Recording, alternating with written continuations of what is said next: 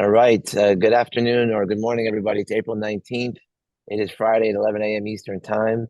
We have another Florida EMS webinar. I am actually dialing in from Indianapolis, just finishing up FDIC and GEMS, and going to be heading out on a plane shortly thereafter. We have a very exciting guest today. If you haven't read his paper yet, this is going to fascinate you. For all of us who do transcutaneous pacing, where we think everything is working out just fine, it turns out it may not be. And Joshua and I have known each other for quite some time on the circuit.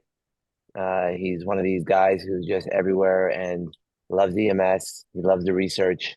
He's contributing to the evidence base. Him and his co-author who just joined us, Judah Kreinbrook. Welcome, Judah. So I'm going to pass it over to you.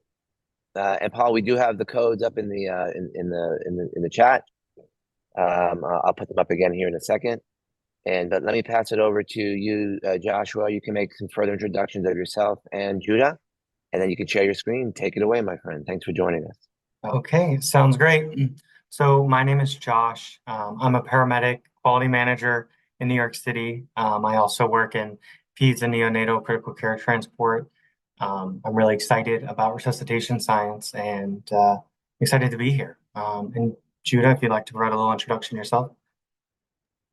Sure. So my name is Judah Kreinbrook. I was an EMT for 2 years, paramedic for 4 in Sumter County, Florida. So happy to be here. I am interested in resuscitation science and moved on to medical school. I'm a current second year at Duke University School of Medicine. Actually, taking a break from my radiology rotation right now. So excited to present this work. Yeah, so let's get carried away. So this all started with the case review.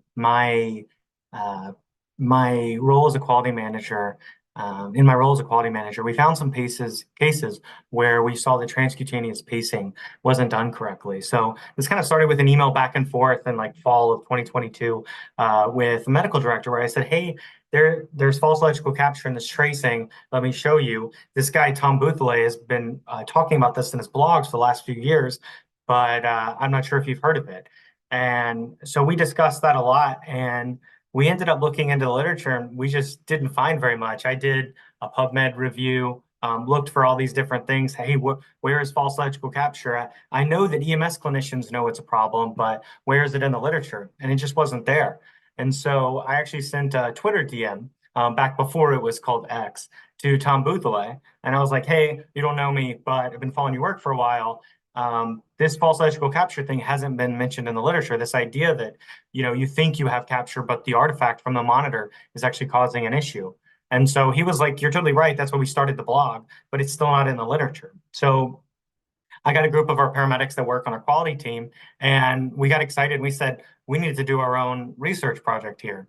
And on social media, I started continuing to look for this research, and I kind of put out to the ether, like, "Hey guys, we do not have evidence for this intervention that we do for our critical symptomatic bradycardia patients." And funny enough, 2 of the co-authors started here in a Twitter reply where we said, "Hey, maybe we can figure this out."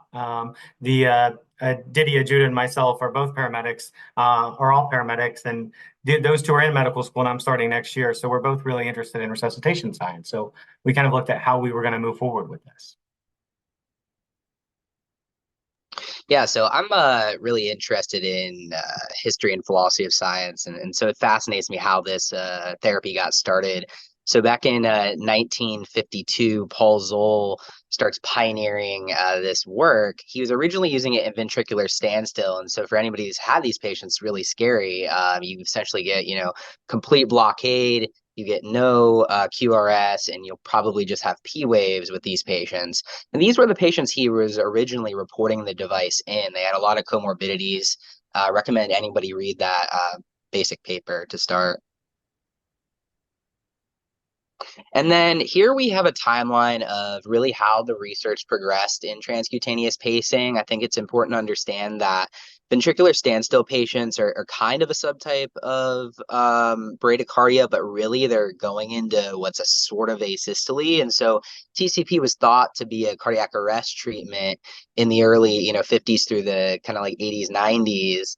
in Brady asystolic cardiac arrest. So these were cohorts. They took symptomatic Brady patients and ventricular standstill patients, and they combined them with what we would think of today as pulseless electrical activity. If you look there kind of in our second blurb, you'll see that there are all these authors that are publishing, they're running trials on transcutaneous pacing. And I think there needs to be a lot more return to exactly what that evidence showed. But to kind of sum it all up, these were pacing trials in Brady asystolic cardiac arrest that in the subgroup analyses of those with symptomatic bradycardia, they showed a survival advantage, but they actually had no survival advantage in the entire cohort. You go into the early 2000s and you start to see the ED literature open up about false electrical capture, which, by the way, had been discussed intermittently, but not in one sole paper, except for really the work of Rosenthal, was the only paper I've really found historically that talked about this. And the ED authors are talking about these patients they have where they aren't getting capture and they're having to use POCUS to verify capture. And they found, okay, well, we couldn't just read this from the EKG alone. It was really difficult. Or there was kind of electromechanical disassociation. So in the pre-hospital side, Sherbino et al., Jonathan Sherbino's prominent in resuscitation science, publishes this landmark systematic review in 2006 to the American Heart Association and CIRC, showing that there's rampant uncertainty in whether it works in symptomatic bradycardia, and there's absolutely no high-quality evidence that it works in, Brady asystolic cardiac arrest cohorts. So this is really where the tide starts shifting. I think the EMS community moves away from using transcutaneous pacing and cardiac arrest, and we move on from there. ACLS changes. Morrison had published a feasibility trial of TCP and symptomatic bradycardia versus chronotropic agents in 2008, but it lacked power. It was really just a feasibility trial to show that with a particular amount of funding and background rate of these patients, you could run that trial. And then you fast forward to today, Tom Bouthelot's EMS 12 lead blog, he had covered this in multiple areas. There's a study out of the University of Maryland by Moidy who directly compared AP and AL positioning with capture. Importantly, there is a difference between failing to capture, i.e. you recognize that the patient doesn't have capture, and false electrical capture. That's when you're confused and you believe you have electrical capture when we're arguing you don't. And then I think a really important development in this, and this is something any budding, resuscitation scientist I think needs to see, is when you get multiple disciplines involved, there's a lot of stuff here. Ziglicky is a Greek group of electrophysiology authors who have directly compared TCP and TVP electrophysiological characteristics for the first time, proving that there's no extra potential of VFib with TCP, and that the characteristics of capture are quite unique to both TCP and TVP. All right, so let's get into methods, what we did. So basically, we looked at any bradycardic patient with documented pacing performed in a single EMS network. So it's an urban EMS network, Medicis Health Network in Queens, New York, urban environment that works in a pretty complicated 911 system. And so we looked at ALS patients with transcutaneous pacing from March 2021 to March 2023. So this was totally based on feasibility and convenience. March 2021 is when we started recording all of our ECG cases retrospectively in our physio control CodeStat software, which was how we did this study. We had 23 included. And we got some basic info first from the EPCR. We got demographics. We got some pacing characteristics. So what was the current set at? What was the max current? What was the systolic blood pressure before and after? Did they get medications? Did they get compressions? If they did, when did they get those? And then we got some things from the electronic health record. So we use Epic for 18 of these 23 patients. They were transported to in-network hospitals. And so we were able to get some things that we thought were valuable. So potassium values, survival to admission, CPC status at discharge. And our primary outcome was, did the patient have false electrical capture, right? So the way we found this is we did a retrospective review of the entire ECGs of the case. We took 2 paramedics from our quality improvement team and trained them on what true electrical capture looks like, but using other cases and a lot of Tom Bouthelot's work on the EMS 12 lead website.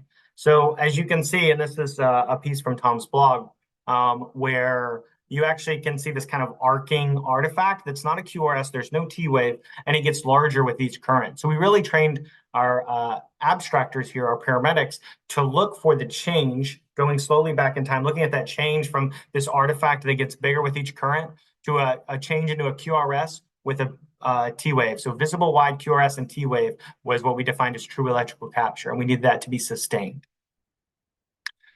We did some statistical analysis. There's some brief descriptive statistics. We did a Mann-Whitney U test, which is kind of designed for these smaller sample sizes to try to get a kind of a basic analysis. And then we did an inter-rater reliability with Cohen's kappa. Basically, we wanted to see how often the paramedics agreed. So as far as our inter-rater reliability goes, the benefit here was that it showed the validity and feasibility of paramedic training. So we had our 2 paramedics disagreed 4 times of the 23, which is actually the opposite of our primary results for when our paramedics were pacing in the actual patient scenarios. And so we also use this systolic blood pressure change just to kind of show some validity for true electrical capture. Yeah, so going through our results here, our table 1, like any good table 1, just showing the patient characteristics. We had 4 in our true electrical capture group, 19 in our false electrical capture group. Looking at the distribution, the median age difference, false electrical capture tended to be younger. But if you look at the interquartile range, you can see that it's relatively comparable because they're overlapping. And the kind of high side there is 89. Looking at just our distribution of sex, you can see that most of the true electrical capture patients were male. I think a lot of this is limited by the fact that there were just so few patients that got true electrical capture in this group. And then looking at some common comorbidities, you can see that, they're all over the place here. And we didn't really feel like comparing these with any sort of statistical analysis was warranted, especially because, again, like our idea was to describe a problem here, and less to, our primary analysis was not survival or, any of this other stuff. Looking at table 3, which is where I think the rubber meets the road, electrical capture, like we talked about before, 4 of 23 had true electrical capture for a rate of 17.4%, meaning our false electrical capture is over 80, sitting right around 82.6. You can see that our systolic blood pressure change to show the validity of this measurement, our median change was positive 40 versus negative 1 in the false electrical capture group. Comparing this with Mann-Whitney, you get a p-value of 0.03 showing validity there. The current applied, while there is an absolute difference in the medians, 95 in the true electrical capture group versus 70 in the false electrical capture group, this didn't reach statistical significance at 0.17. Looking at our survival and CPC 1-2 at discharge, as well as potassium values, we didn't compare these with statistical analysis because we only had 2 patients in the true electrical capture group that had outcomes. But you can see that 1 out of the 2 with true electrical capture actually made it neurologically attacked on discharge with CPC 1 or 2 scores, but 0 of 14 in the false electrical capture group were discharged with a neurologically intact survival. I think this is important, right? We don't want to shut our brains off to the fact that we can't use statistics in this group. 0. Nobody in this false electrical capture group survived neurologically intact on discharge. These are very sick patients. They're in frank shock, and we think this is a really important finding of our study, even though that's limited. The potassium value, which was kind of our way of saying, hey, like maybe these patients are hyperkalemic. Can't compare it statistically. It appears like there is maybe a slightly higher potassium value first recorded in the false electrical capture group, but I think this needs to be looked at in further studies. And I think, importantly, one thing to add, even though less than 20% had true electrical capture in our review, all 100%, all 23 had a palpated pulse. So the crew said that they confirmed mechanical capture here. Yeah. Looking at our systolic blood pressure change here, false capture group, you can see that the range is wide. The median was obviously less. It was -1. The negative hundreds, these are patients who went into cardiac arrest shortly after TCPs initiated or down the road, during the initiation, during false electrical capture. And so this obviously like pulls the median down. But I think that it's important that we see that, these patients are going into arrest after a therapy that's supposed to be keeping them out of arrest. And that should never be the case. So the reason we framed this study as a case series rather than a retrospective cohort is because we wanted to show you guys ECG waveforms, and actually talk about the cases. So in this first case here, you can see the pacer's turned on, and before they start to set the current, you can see triangles designating this underlying beat, this junctional rhythm. And once the pacer starts, you see a pacer spike, and then you see this kind of arcing artifact, right? And it gets bigger. You can see they're increasing the current. This artifact that we call phantom complex is interspersed with these native beats. So in addition to this like artifact that really confuses the clinicians, you also have a native beat. So I'm not really surprised that the crew said, oh, I felt a pulse here, because they probably did with each underlying rhythm. Here, and I apologize for the quality of the image here, but I'm happy to get anybody the original PDF if they'd like it. You can see this kind of artifact can be blended with the native beat, what Thomas called a pseudo fusion in some of his blogs. And so you end up having this kind of bizarre, wide-looking possible QRS with the T wave. And when crews lock in on that, they say, okay, that's good, and they move on. Similarly here, we had this bradycardic rhythm. They start the pacer, and you can see in that first pacer spike, we have this electrical artifact. And as soon as they increase the current, just due to probably the positioning of the pads, the voltage is starting to spike off the page, which makes it really difficult. And in this true electrical capture case that we included, we offered the pleth wave with each QRS, which is a really nice ability to help try to confirm the mechanical capture behind electrical capture. Yeah, Judah, if you want to take some. Yeah, so I think there's some unmentioned findings here. Anytime you read a paper, there's sometimes things you want to go back and really look at. We reported this data so that everyone could see it with full transparency, but we think this is really important. Talking about these patients in pulse electrical capture, 11 of them were post-ROSC. So we wonder, could there be any sort of interaction between the acidosis, the myocardial injury that's probable in these patients? And obviously, those patients would have a lower likelihood of surviving a discharge with neurologically intact survival, which is why, our study's really not able to comment on that fully. So I think this is a great topic for future research as well. 2 rearrested during or after TCP, we think this is a, immediate patient safety concern. You cannot have a therapy that is obscuring a witnessed out of hospital cardiac arrest while the patient is in the care of EMS. That's our job, is to recognize cardiac arrest and to get these patients the treatment they need. And so we're concerned that it could be delaying CPR and DFib. I think with our limitations, like any study of a single EMS network, when you've seen one EMS system, you've seen one EMS system.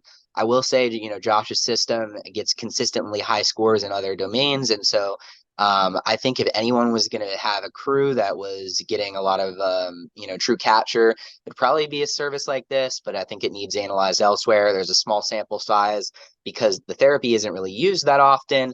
There's obviously the missingness in the outcome data we talked about. And then importantly, no reports of pad placement, pulse palpation site, or method of BP measurement. One of the reviewers astutely noted that automatic versus manual BP measurement might be changed due to the skeletal muscle contractions. Can't really comment farther, but we think that it's important that these variables were not able to be considered.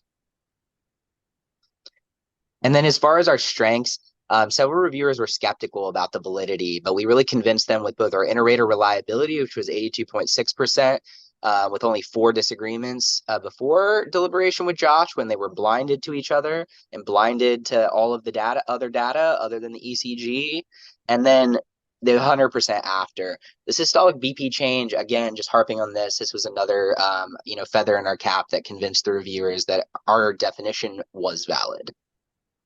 Yeah, so we have some implications here for you to think about. Could the AHA recommendation of Class 2B data, Class 2B, be based on RCT data with unrecognized false capture? So for example, if previously we compared pacing to, say, dopamine and there was no difference, maybe we're including patients that are getting paced that have false electrical capture. Confirmation of mechanical capture via pulse palpation is likely unreliable. I think this makes sense. These patients that get this current applied have a lot of skeletal muscular contraction. There's probably a pseudopulsatile flow. We know it's hard to do during cardiac arrest for any patient, and it's just difficult with the underlying rhythm. Higher currents might be required for electrical capture. We started to see that trend here, but weren't able to demonstrate significance. And I think it's especially true in the anterior lateral pad placement. So for systems that use that primarily, it may be particularly difficult to get it at lower currents. I think one thing that is really, really scary is patients might re-arrest and we wouldn't know it. If all we see is electrical artifact on the screen, really all we have is capnography to clue us in as to this patient's underlying rhythm. And I think most importantly, our EMS educators or quality improvers or researchers, we need to work together to fix this. And we'll take questions. Wow, Joshua and Judah, amazing presentation. Let me remove this spotlight here. So first of all, I had no idea that this whole thing started with Tom Bouthillet, who happens to be on the call, and I would love to bring Tom in. So Tom, are you available to come and give your thoughts? For those of you who don't know Tom, he was the EMS chief at Hilton Head, South Carolina. He is the founder and creator of the EMS 12 Lead blog. Just an incredible human being, works for Laerdal now, doing amazing things. So Tom, are you there? Yeah, I'm here. Can you hear me? Yes, sir. There you are. Hey, Tom. How are you? Good. I'd love to hear your comments. I just couldn't be more delighted that they took up this cause. I think I just went look, and there's like a web archive of the old ems12lead.com blog. And I believe it was like maybe November of 2008 when we first started talking about false electrical capture.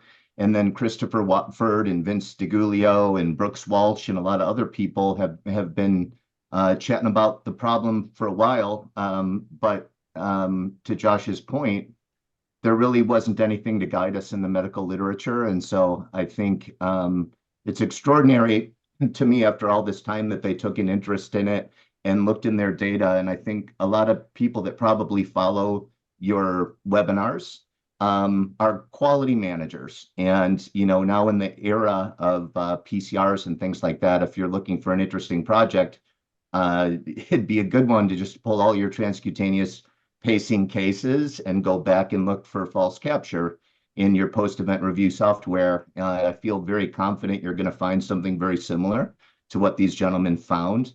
And then it begs the question, like, okay, well, obviously we need more help in identifying false capture and maybe a little more help in our clinical assessment and things like that. And I think it raises some provocative questions about how we should continue to treat patients with hemodynamically significant bradycardia. So guys, thanks for bringing this to everybody's attention. And, you know, I'm just a big fan of their work, Peter. Awesome. Great comment. I'm going to bring in Dr. Janelle Parmar. Janelle, go ahead and take the next question. Yeah, hey, thank you so much. It's an excellent study. I think we have this, I'm assistant medical director at Boca Raton Fire Rescue, and great study. And obviously we have this issue in the ER also. And, you know, I was just wondering if there was any thought about maybe incorporating handheld ultrasound to maybe look at the cardiac activity as the capturing is sort of happening, to see if there's actual contractility, you know, like a very objective evidence. Yes. The kind of three tools we suggested could be used are pulse oximetry, pulse wave, capnography. I would imagine you would see an increase in capnography with the increased perfusion with mechanical capture. And the gold standard, I think, is POCUS. Whether you're looking at the heart or you're looking at the carotid, you're looking at the femoral, seeing some kind of pulsatility. I think that's if you have it in your system, that's what you need to use. Yeah, I think that's a game changer. Yeah, okay, awesome. Great study, guys. Thank you. Before I bring Lou in, just a quick follow-up on that. You said 11 of these 14 patients were in cardiac, were getting CPR prior to TCP. Is that correct? Yes, there were post-arrest ROS patients with profound bradycardia that got transcutaneous pacing. Oh, there were post-arrest who had achieved ROSC. Then I got you. My bad. Okay. All right, perfect. Let me, and that was a great question, Janelle. Lou Steinberg. Lou, come in. Hi. So I'm just going to reinforce what was just said, but I would guarantee they were checking a carotid pulse. Everyone you pace at a high enough energy level has a carotid pulse, whether they do or not. It needs to be radial or femoral. More importantly, anyone who's being paced should have end tidal being monitored. If they have poor perfusion, they get better perfusion, the end tidal will rise. That, at least down here, is pretty much mandatory in all these patients. It should be mandatory, period. That's a much better indication. Electrical capture is nice. Our goal is true mechanical capture. If we're not improving perfusion, we're not accomplishing anything. Very well said. The pragmatic Lou Steinberg. You're always amazing in that regard. Thank you so much. Yeah, Larry McCarter. Oh, go real ahead. quick, Peter, I'm so sorry. I wanted to comment on that real quick. I think that's a great comment about pulse palpation location, and obviously we couldn't comment on that in the study. But something that folks might not be aware of, and I can send these papers to you, Peter. There are some studies in the 80s that show that the amount of force from transcutaneous pacing in the skeletal muscle induces a pseudopulsatile flow. We mention and link to one of those studies in the paper. And so the concern we have is that even at the femoral and the radial sites, manually palpating the pulse might actually be throwing folks off because there's some pulsatility, but not full pulsatility. There's also some limitations to even pleth wave. So I want to reiterate, I think end tidal CO2 and POCUS are probably our best bets, but watch out for that pseudopulsatile flow because that can get you as well. That's a great comment. Go ahead, Larry, with your question. Yeah, great presentation. So from the discussion, if POCUS is not available pre-hospitally, I'm assuming systolic and end tidal would be two good ways to confirm true capture. I think the most important element is to be skeptical that the intervention is successful as is. So to go in as you're pacing and say, I don't think I have capture first. And if you approach it from that lens, use your whole toolkit, right? You should have a pulse oximeter on. You should be looking at that waveform. We should have a pleth wave with each pacer spike. Additionally, we should have an increase in blood pressure, an increase in perfusion, an increase in capnography. And we should absolutely still be palpating a pulse, but you should be skeptical that this is going on correctly. This is really difficult, and erring on that side, I think is going to benefit the patient. Very interesting. Thanks. Excellent. And let me bring in Marv Wayne. Marv, Dr. Wayne Bellingham, what happened to the patient in patients with just heart block is his question. Yeah, so one of the things we all kind of think of using this in PA and asystole, and through the years, going all the way back almost to the late Dr. Zoll's work, we've never really seen, the pseudo PEA and the PEA have much of effect. So I think this work is incredibly important. It's the patient that comes in with high degree, second degree block or third degree block in whom the pacing may be of some value. So I look at it from two ways. One, what evidence do we have that there's actual cardiac output? And even there, end tidal CO2, if the patient's intubated or has a supraglottic airway, may be the number one value that we have. Our work with end tidal, of course, goes back forever. And two, the other perspective would be, again, trying to obtain a vital sign. I can tell you that I can generate enough electrical energy with pacing, transcutaneous or otherwise, systems, that I can make every muscle in the body twitch and twitter. And that, again, gives us that false carotid, and maybe trying to read a blood pressure doing that is almost impossible. So I like the thought that this idea has been brought to us, because even in heart block, unless we actually see direct electrical capture with the relaying effect on the patient, we may be experiencing that false perspective. So nice work, guys. Thank you. Great comment. And we're right on time here. And I think this demonstrates why these types of meetings are so important, because we get to hear the background, we get to hear right from the authors. It's a pretty big topic here. We get to see how it started with a connection on social media with Tom Bouthile, who's incredible. So I'm gonna throw it back to Josh and Judah. for what's next here. You guys have put out some impressive information. You've changed all of our minds. We're all in our files. What's next, in your opinion, in order to really make this change happen throughout the guidelines? And then we'll end with your comments. Thank you guys so much. Yeah, I'll go first, and then I know Jude will have some good comments to add. So I think first we need to change the way we think about pacing from an education standpoint. Our monitors, our AI that we use with the new training monitors, whether that's iSimulate or something else, we need them to show what actual false electrical capture looks like. We need to increase the use of ultrasound for confirmation in the pre-hospital setting. And I think we need further research to validate this study in other networks. And I think that's a big priority for us is, we found this in one network. Let's find it in others and let's see how to fix it. We demonstrated the problem, but I want to know how to fix it. Judy, you want to add on? Yeah, I'd love to. So I think I agree with everything that Josh said. I think the other big things for me are, seeing how can we overcome this in a way that is generalizable, right? Like not every service has POCUS yet, but if that's really what it takes to overcome this, if let's say, we run some rigorous studies and we're able to show that end-tidal CO2, as much as we think it could help, even with other multiple modalities, we're just still not equivalent to just throwing somebody on dopamine or an epinephrine infusion or something else. Frankly, y'all, I think we have a dangerous issue here. I think we might be obscuring rearrest. And I think that we really need to think about how we approach this from a research perspective, in that should this device still be available if we can't demonstrate safe use of it?